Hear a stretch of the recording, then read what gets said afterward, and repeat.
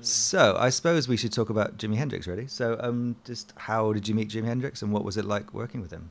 I had seen Jimmy play on a TV show, Ready Steady Go, which was probably like the premier kind of music show on television. Of course, we didn't have many television channels back then, three or four.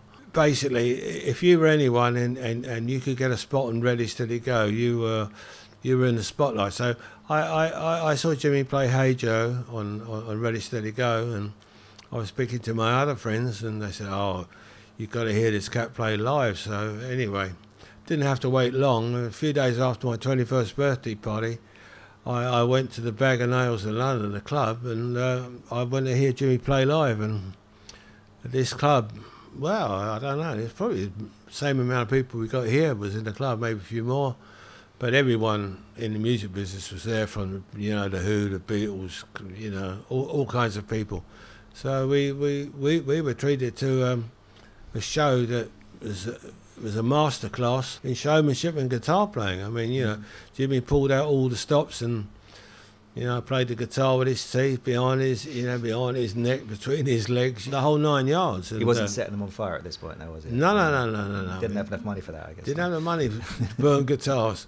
After the show, I went up to him and just introduced myself. I told him of my interest and love of sound and creating new sounds, and that I've been previously working, pretty successfully with Pagey and Beck on some hit records, and and I said, I've got something pretty new that I would like you to hear. And he said, "Oh, great.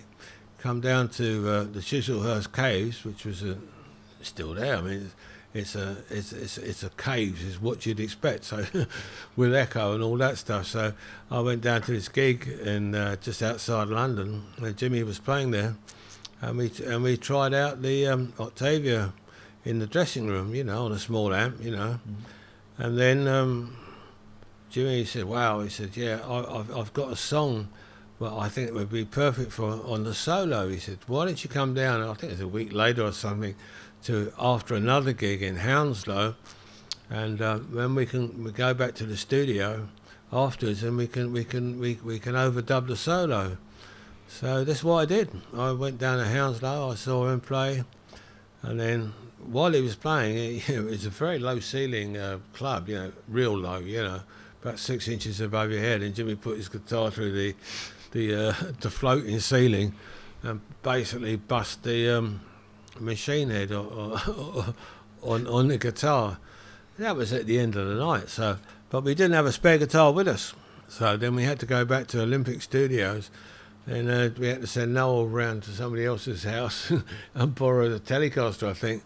We went back to Olympics, and that's where Jimmy recorded the solo to Purple Haze and Fire.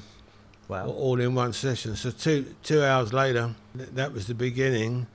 And about 3 or 4 weeks later, the song was released, and as they say, the cliche, the rest is history, Wow.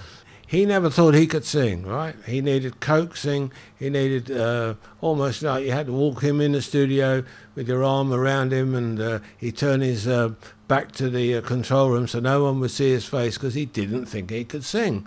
So we had to virtually tell him, no, you can sing, Jimmy, all right, but listen, just go out there and let's have some fun, and if you like it when you come back in the control room, then that's what we're here for. We're here to make a recording that's going to please you and everybody else at the same time. And that's how an artist like Jimmy at the beginning had to be coaxed along. He didn't just walk in there full of confidence and bravado and ego. Quite the reverse. He was an introverted, shy man, and not the persona that you've seen on stage, off stage. Completely the reverse, It's the same thing with the guitar tracks.